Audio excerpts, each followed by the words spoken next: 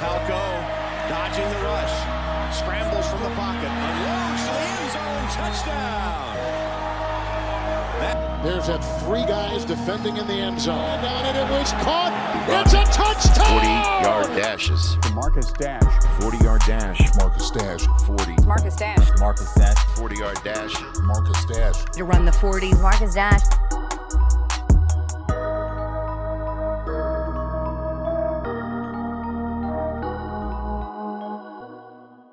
Welcome back to Running the 40. I'm your host, Marcus Dash. This week, we're talking to Western Pennsylvania Zone quarterback Tyler Palko. He had a hell of a career at the University of Pittsburgh, where he ranks 4th all-time in passing yards and 2nd all-time in passing touchdowns, where he only trails Hall of Famer Dan Marino. He went on to play football at the next level with the New Orleans Saints, Arizona Cardinals, Pittsburgh Steelers, and going on to finish his career with the Kansas City Chiefs in 2011. We talk about a variety of topics, from playing at Pittsburgh with Larry Fitzgerald, his days of starting in the NFL, advice to high school football players amidst this current COVID crisis, and of course we discuss his legendary hair that had a profound impact on me in high school. Give it a listen. All right, guys, I'm with Tyler Palko, former Pittsburgh Panther, and let me say Pittsburgh Panther great, Tyler Palko. I mean, Yeah. How the hell have you been, man? I'm great. Obviously, definitely some interesting times right now with the pandemic and I did travel a lot with work, and with all the restrictions happening, just trying to do your part to stay safe and keep everybody safe. And I think the only people that really like me being home is my kids. We have 4 kids, and I think we got to probably like week 6 of this whole thing, and my wife was like, "When you leaving the house?" So, doing okay. Awesome, man. Well, it's good to hear. I'm assuming everyone in your family's all safe and healthy throughout this time. Yeah. Obviously, fortunately, we're everyone's safe and healthy, and haven't had any issues up to this point yet. But it's definitely sad, and you're just hoping for the best with everything, and we can get some kind of vaccine or cure or figure something out, because it's scary times, and no fun to live in these crazy scary times. Exactly, man. I know with baseball starting and basketball starting up again, we're finally getting to that normal, I guess, where we can actually watch sports instead of, just every day, just watch the news and seeing all the stuff that's going on. But now we got sports back. So hopefully these leagues can actually stay up and running, and hopefully everything pans out. But I have to say, back in high school, I'm a huge Chiefs fan, if you can't tell. But I remember when you were on the team, I remember you had the flow, and I was looking you up on LinkedIn. I saw you didn't have the flow anymore. I was like, oh man, you've gone corporate on me.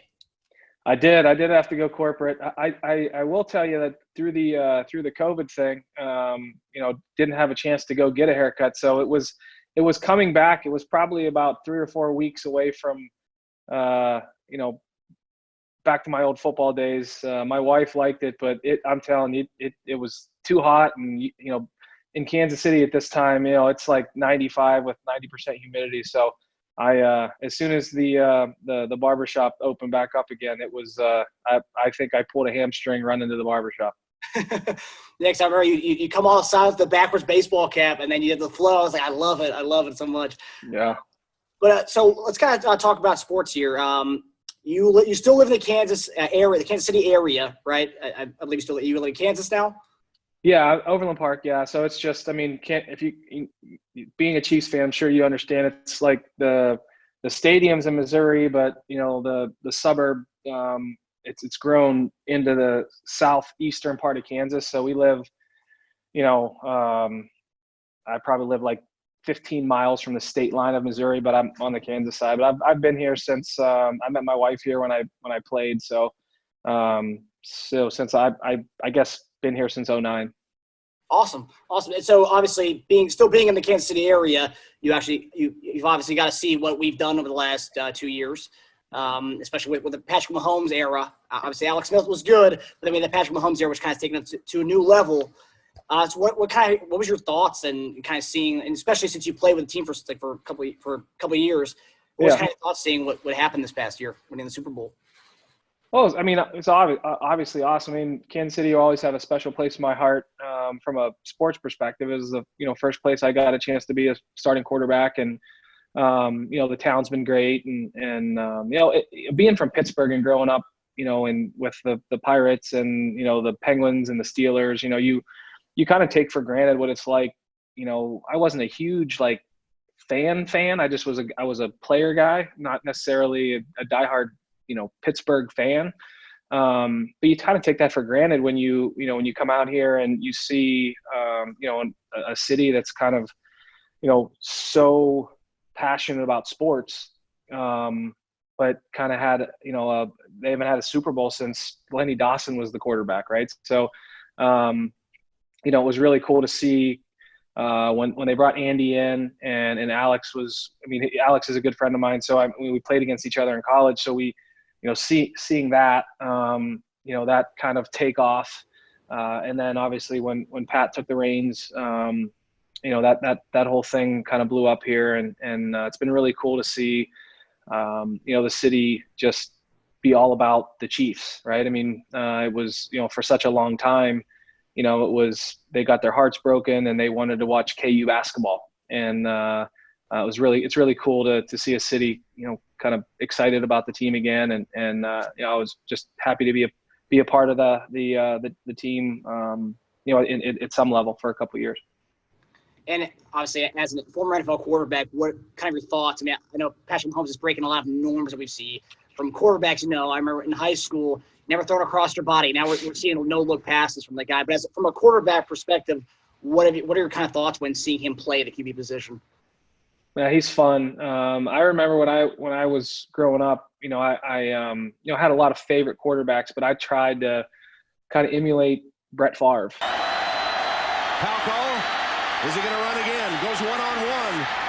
Flips the ball, complete for the first down. The Favre flip, as he calls it. I did some things that were kind of unorthodox, like underhand shovel passes and doing things like that, and trying to run people over and do the things that Brett did, because I was son of a football coach, was a tough guy, and so it's fun to see him play the game with kind of such creativity, and but I think at the end of the day, all that highlight reel tape stuff is fun to watch, but I think the things that get overlooked is how talented he is. I mean, he is arguably one of he might have the best arm talent, that's ever played the game before, just from a talent level. And then, everything that you hear when you talk to coaches or players, or, because obviously they're around in this area, is just how attentive he is to the mental side of the game. And I think that he learned a lot of that from Alex. It's, you've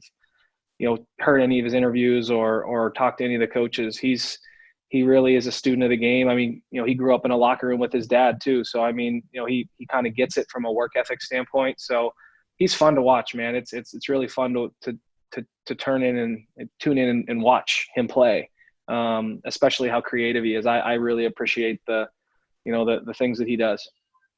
Yeah. And just looking at your college tape, right? I've seen a lot of the things that you did that we kind of see, obviously Mahomes doing it at the NFL level, but you used to do some of that stuff in Pittsburgh when it was an uncommon thing, you should be doing that. That's a risk. But now we're seeing that.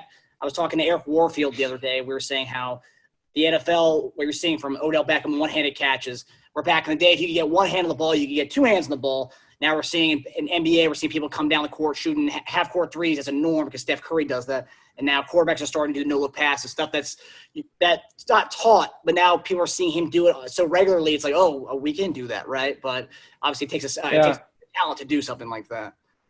Well, I mean, I think it's just the evolution of the game. I think that that Andy probably said, hey, don't do that again. But it probably was the same when basketball became more excited, right? Where you have to have it 7 passes before you take a shot, and then you get Pete Maravich coming into the NBA and throwing behind the back half court passes, and I think it's just kind of an evolution of the game. And I can probably tell you this for 100% certainty that it's happened in practice a lot. So it's not like he just decided to do it, just the same with Odell Beckham. I mean, those guys practice. I mean, my college roommate was Larry Fitzgerald, and he played his last year at Pitt with a torn ligament in his hand, and he didn't catch anything but one hand because he had a cast on his hand. So I mean, those guys, they hone their craft. Like it's exciting, but it's not the first time that they've done it. So I mean, it's exciting to see, those types of things, that creativity come to the game. It makes it exciting. Right.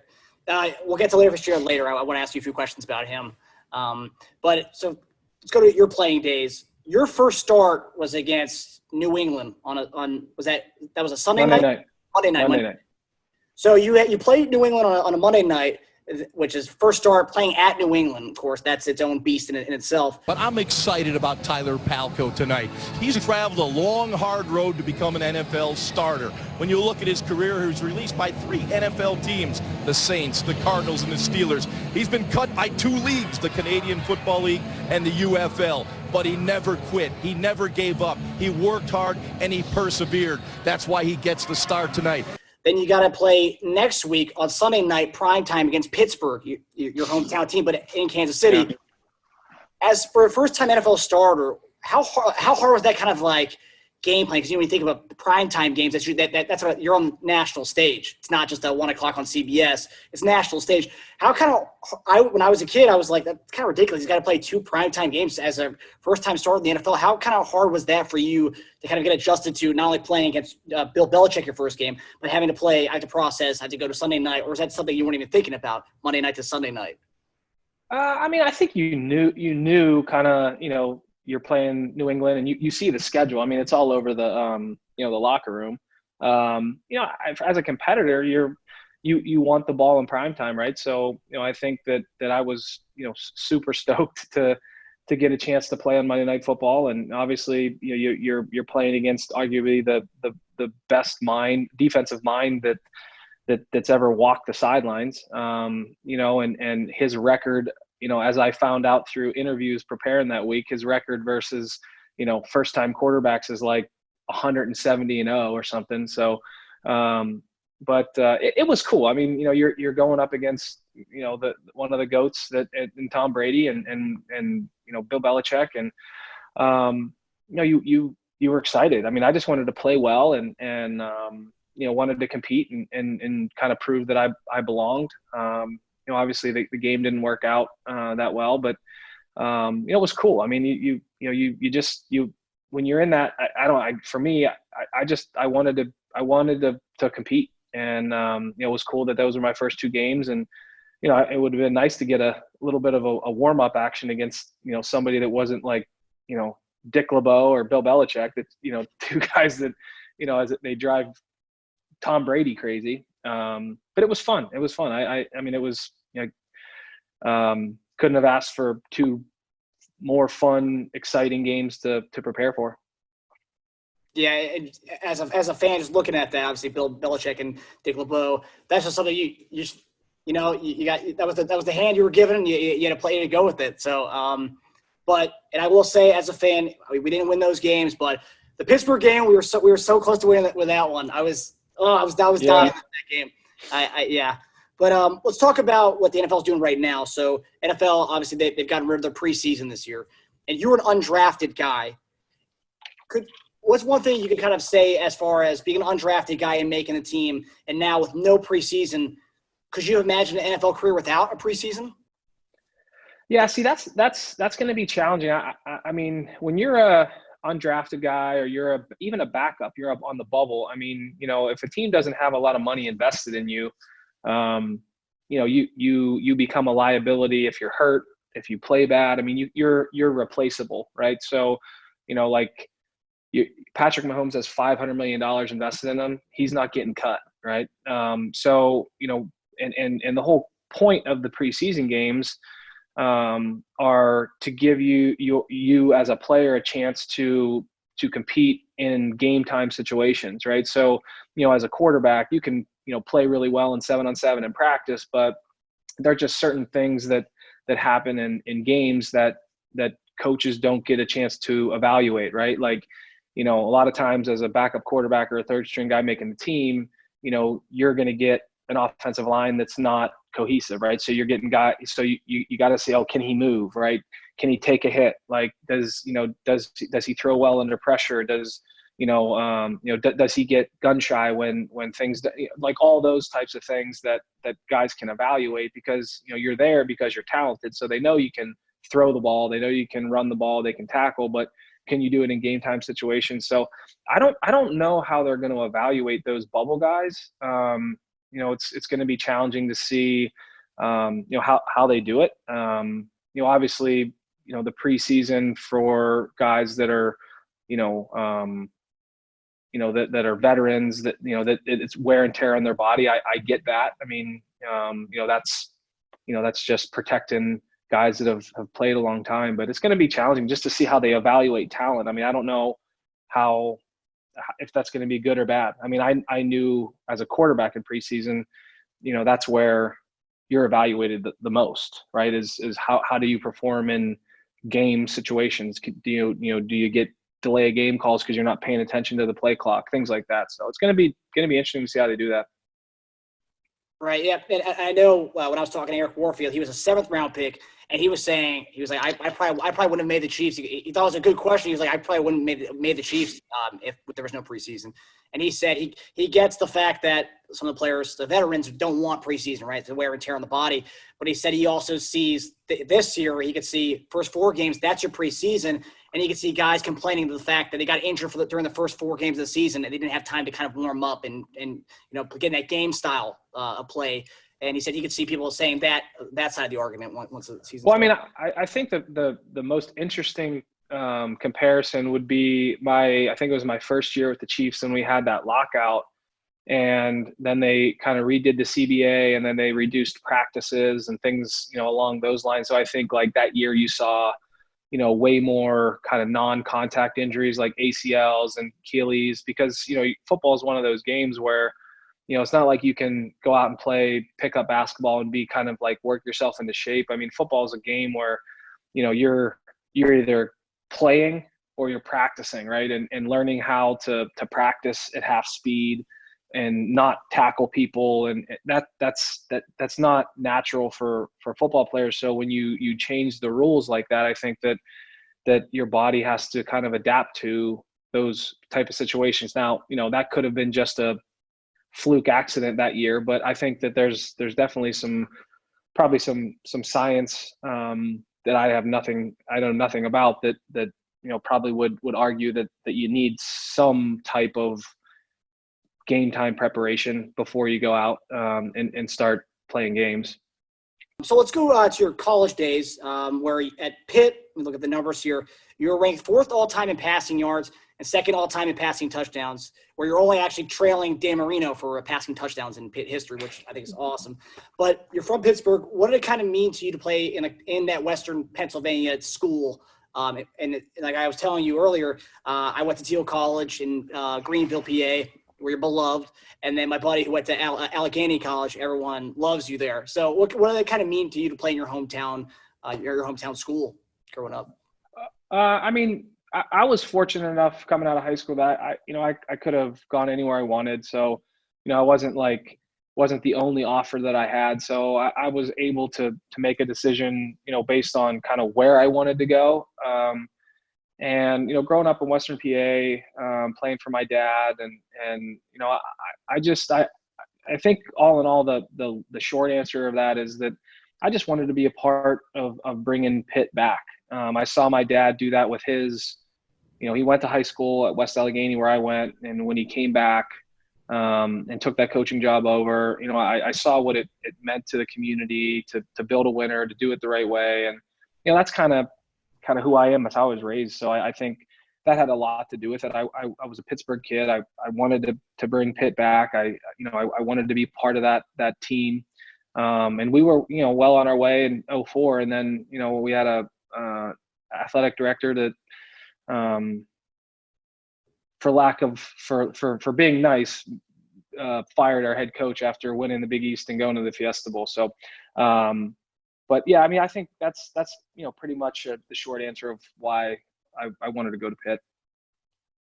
You kind of mentioned Larry Fitzgerald earlier, who's your roommate, and going to school in the Pennsylvania, Western PA area, people used to talk about going to Pitt practices and seeing some stuff that Larry Fitzgerald would do. Do you have any like cool stories any kind of magic shows that Fitzgerald would put on for you guys? Well, I think you've seen the stats now. He has more tackles than he has drops in the NFL. Like that's a statistic that, I don't know how you count that, but they counted that. He practiced, like I said, so he only went to school for 2 years there. He was part of that whole Maurice Claret, 2 years or 3 years removed from high school thing. And he tore I think it was his first or second game that he tore a tendon in his hand. And he practiced, no one knew about it, but he practiced the whole year with like a cast under his glove and didn't drop one ball the whole year. And this is warm-ups. This is, individual sessions. So, I mean, you think about going through a whole year and not dropping a ball in practice with one hand.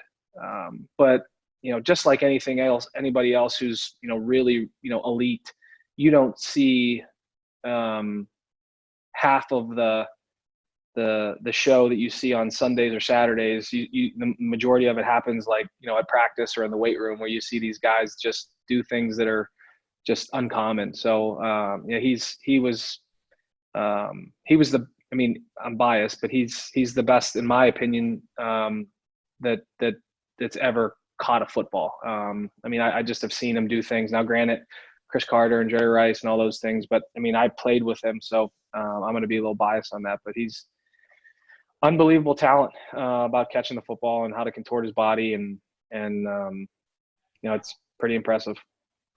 Yeah, and even with that, the way he plays football, but beyond that, I've seen interviews with him. He's a good dude. It's hard to see a lot of just good dudes, right? And he's class personified as well. So it's cool to see a guy who was awesome at his craft, and on top of that, he's a good dude who gives back to his community. So I think that's great with Larry. Yeah, I've been fortunate enough to be around two of the best that are going to be wearing a yellow jacket. That they're a way better person.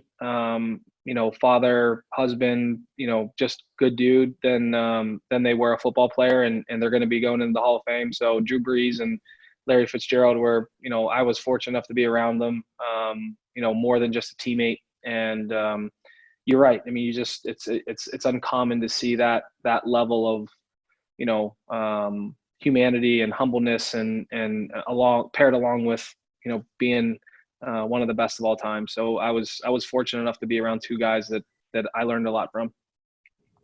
And let's stay in the college world, I guess in the current college world now. So more conferences are eliminating non-conference games in the ACC, where Pitt now plays. Back in the day, it was Big East for you all, but now it's ACC. So the ACC, I guess, a couple days ago released what they're planning on doing. It's a 10+1 kind of schedule. So 10 conference games and then 1 non-conference games. But I believe it has to be in the same state as the ACC, the non-conference game. Yeah. What are your thoughts on that? I don't think it's going to be anything that's adopted as, moving forward that they're going to do. I think it's just one of those things where they're trying to be cognizant of keeping the schedule, playing conference games so they can keep, hopefully we have a full season, but to be able to keep things like, how do you do conference champions and how do you, all those types of things. But I don't think it's something that they're going to adopt moving forward. The only thing that in my opinion from the NCAA, what they've done that kind of took fun out of college football was realigning some of the conferences and not making it mandatory that you play your rivals, right? So we don't play Penn State on a regular basis and we don't play West Virginia on a regular basis. And those are, two of our rivals that we don't, they're not on our schedule every year. You just don't, you don't take Florida State, Miami off of the schedule.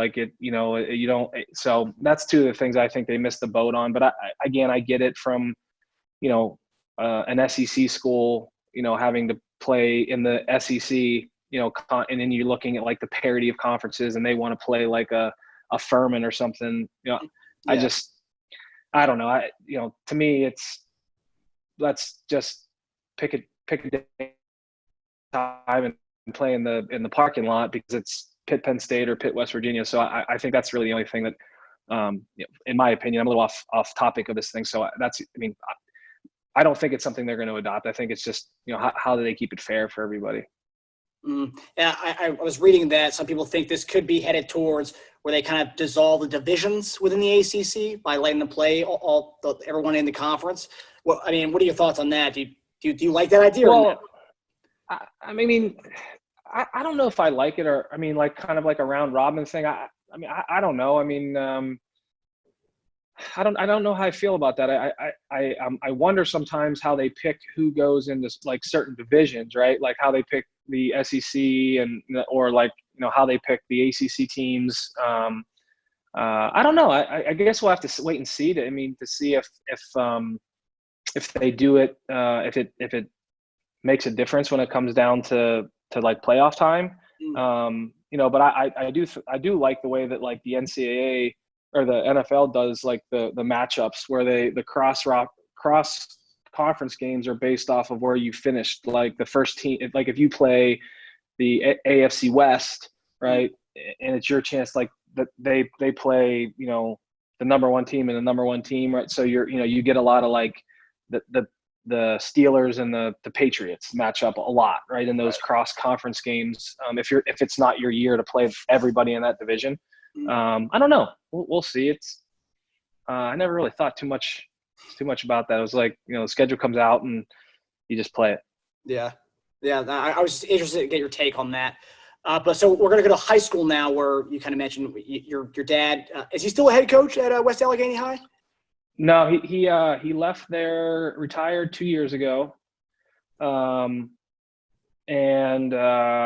He retired for about 6 weeks. So he came out to Kansas City, spent some time with our grandkids, with his grandkids, my kids. And 6 weeks to the day that he got here, he was peeling his skin off, and some school in Pennsylvania, Mount Lebanon, came and got him out of retirement. So he didn't miss a football season. He retired for 6 weeks and got back into it. He's not, he'll God willing, he'll live past being a football coach, but he's a lifer. That's awesome. So obviously, since you're still very connected to the game with your father, so my brother's a football coach in Northern Virginia, and one thing is trying to keep the kids motivated, because they might do a spring season this year, and that's not 100% locked, but that's what they're going for. Yeah. What is your advice to the juniors and seniors in high school who may have seen their senior seasons or junior seasons get canceled this coming year, if that's what's going to happen? What's kind of your advice for those kids because of with these seasons being canceled because of COVID? Yeah, I guess I'm kind of the belief that you can only control what you can control, and it's just football, in my opinion, is like the greatest kind of teacher of life, right? So life's not fair.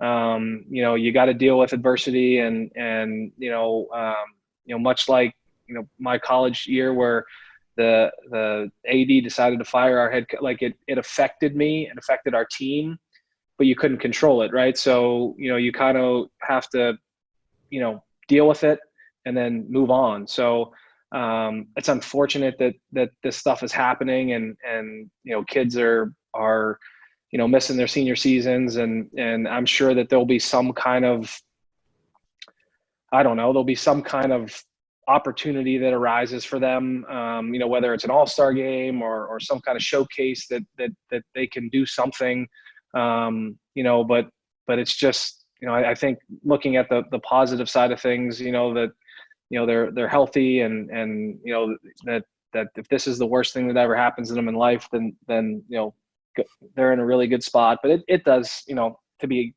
honest, it sucks, right? I would have, tried to move to a country that they would have played football in and tried to play in, like, Australia or something at the time. But I do feel bad for them. It's out of their control, and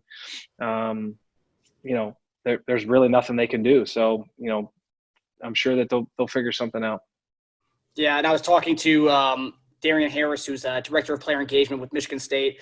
He was saying that he said they may actually, because a lot of people may go to JUCO, junior colleges after this year, to try to get more eyes on them. And he said they might actually end up bolstering their JUCO kind of recruitment just to see those guys who may have missed their senior years. So it's going to be, like I said, it's going to be interesting to see how they do it. I mean, there's like eligibility situations, and then there's, scholarship things that come in. So, you can only have so many scholarships a year, right? So schools that are funded, like a big school like, Alabama, Ohio State, Michigan, all those schools that, have a bunch of fundraising, if the NCAA says, hey, we're going to honor those scholarships, they have enough fundraising to do that, right? But then you look at other schools that, don't have, the cash to be able to fund those scholarships, they're going to be at a disadvantage if that's, one thing that they decide to do. So there's just so many unknowns. And, from a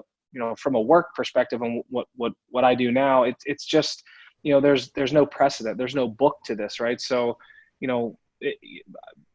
not pressing the panic button and thinking there's going to be something that happens that they have some type of a season. It's just, how do you stay focused on, the things you can control, but it's going to be interesting because there's so many different moving pieces that you're seeing right now, that if they cancel something or if they move something, if, if you're professional, like you're getting paid by the game. Well, if your contract's worth $10 million and now you only play X amount of dollars, like, well, that's not a big deal because you're still making $5 million. But, if you're making the league minimum, right? And there's all these different things that are going to have to be, figured out. So, it's going to be, I've said it about 100 times, it's going to be interesting. Mm-hmm. Yeah, and with that, the stuff they can't control, like conditioning, like off-season conditioning, that's going to extend longer if it is a spring season instead of a fall football season. You got to extend your conditioning and your weights throughout this, prolong that a little bit. So hopefully these high school kids can kind of stay focused on that. Yeah, it'll be interesting. Like I said, they're I know that at least with my dad, they're following the rules that the governor set in place. They're working out in masks. They're doing 20 at a time, and they're preparing as if they're going to have a season this year. So but then again, I know my dad had a couple of kids that their parents are have pre-existing conditions that they said, hey, look, I want to come, but like, how bad would you feel if you came home and transmitted it to a parent or a sibling or something like that? So it's just a mess. So I don't envy some of those people in those situations. Yeah. Well, we're gonna move to a lighthearted segment. This is the final 40-yard dash because the show is called Running the 40. All right. Go to the final 40 with the rapid fire questions. All right. With the show being called Running the 40, what was your fastest 40 time? I think in the combine it was like 4.7. Like, so that would have been like electric, time, like that was legit. So I guess if you go off of that, it'd probably be 4.7 something. I don't know, whatever the NFL combine was, but I always ran faster when somebody mean and stronger than me was running after me. All right. So I guess you're going with the game speed, man. Yeah. Okay. Who did you throw your only two passing touchdowns to with the Chiefs? I know I threw one to Dexter, and that was in Chicago though. So my first two passes. That's a good question. I don't know. I know I threw one to Dexter on a Hail Mary. That might have been my first one. I don't know. There's that three guys defending in the end zone. And a little jump ball. Urlacher got a hand on it. It was caught. It's a touchdown.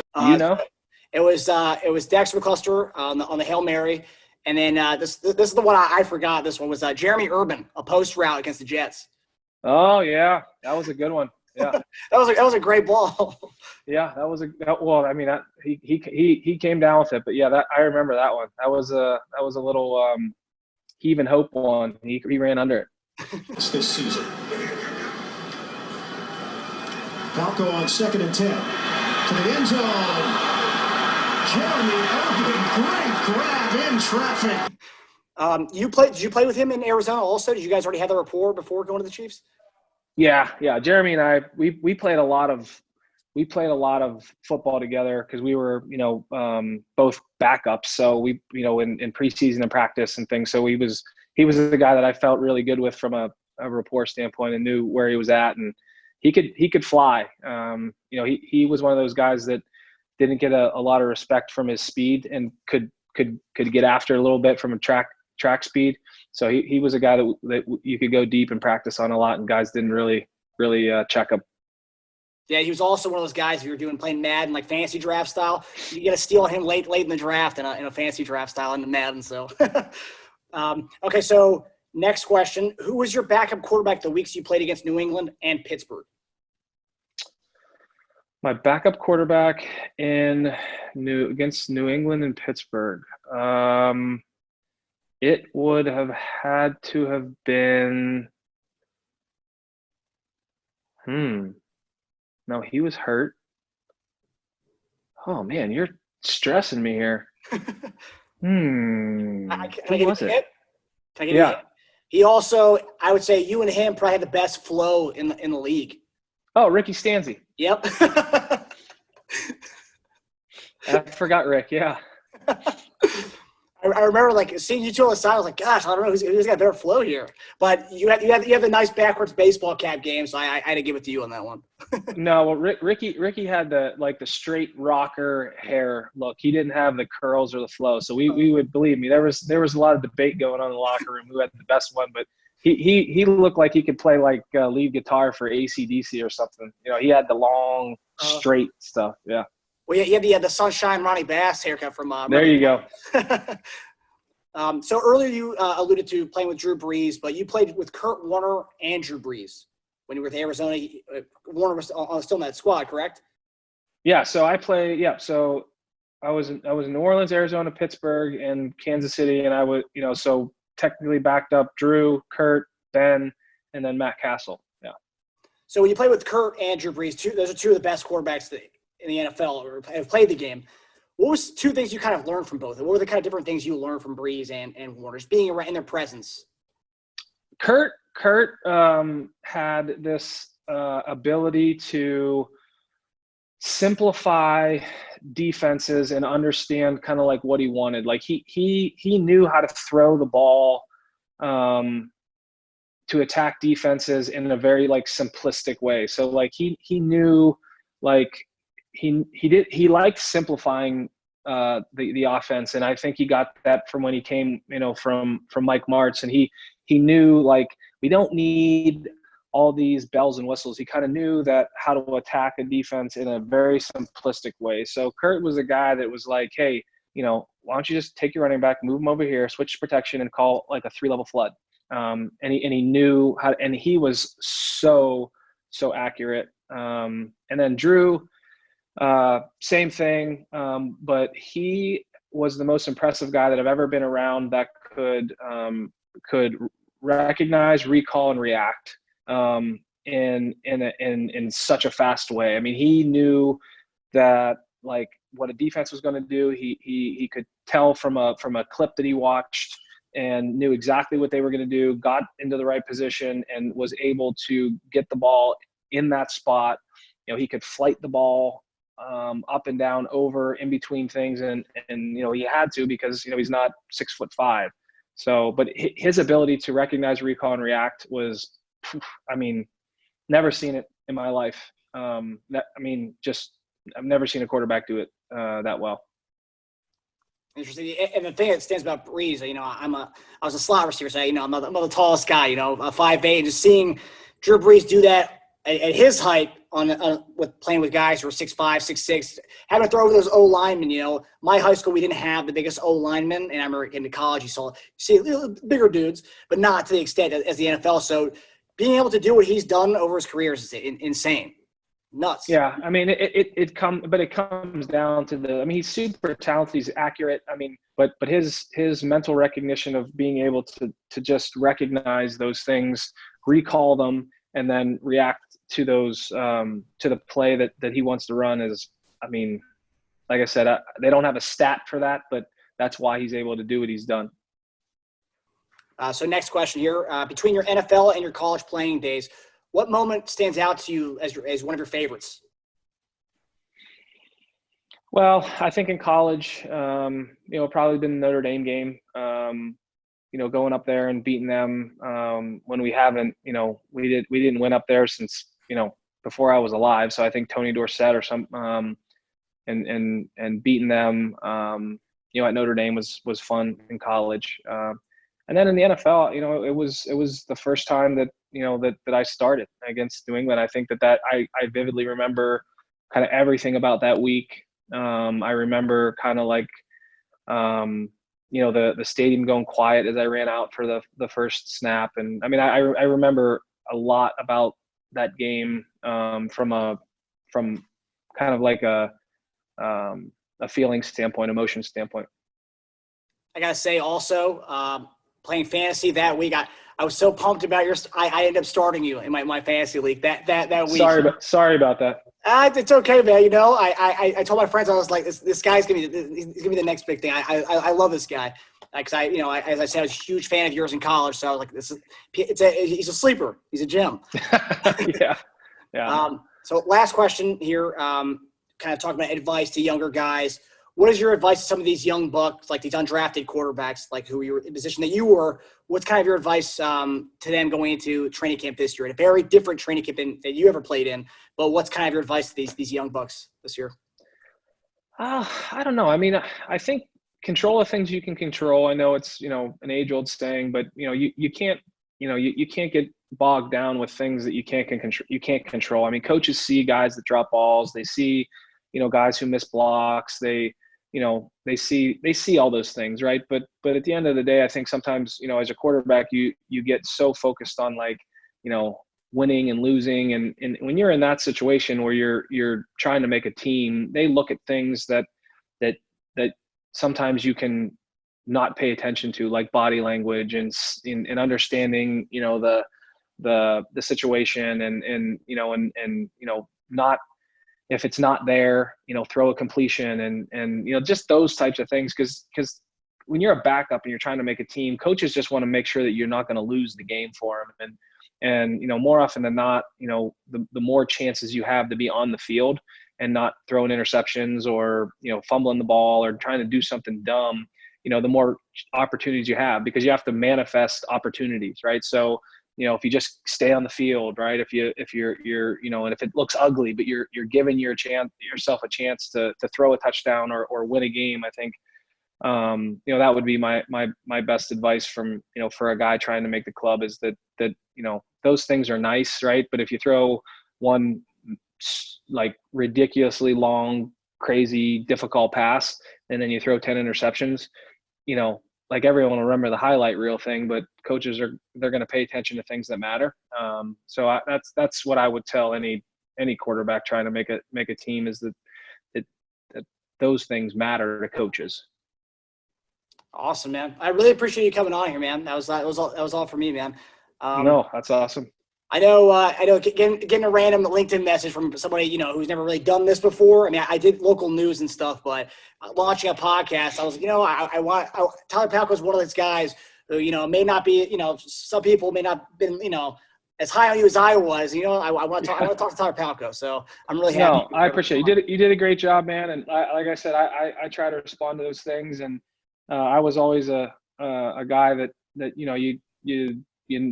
if you don't ask the question, you'll never get an answer. So I really enjoyed it, man. I'd love to be back on at any time, but you did a hell of a job. And, we got to get you you probably have to get it custom made, but maybe I'll try to get a Tyler Palko bobblehead back there. It'll probably cost me like $8 million because no one will make it, but, I'll try to get you one back there. Well, it's actually funny. I was looking for a Tyler Palko because I'm a huge jersey collector, a Chiefs jersey collector. And kind of what I've done throughout the years is I've always gotten every starting quarterback that we've had. So I had to get a Tyler Thigpen one made. I had to get a Brody Croyle one made. And so the next person on my list was used, but I was looking to see if somebody's already done that. So that's my next buy right there. Tyler Palko. Again, you may have to pay overpriced to get one of those because they don't have them. Awesome, man. Well, no, for sure. Once the season gets started, hopefully there is a season. I would love to have you on to kind of break down the game.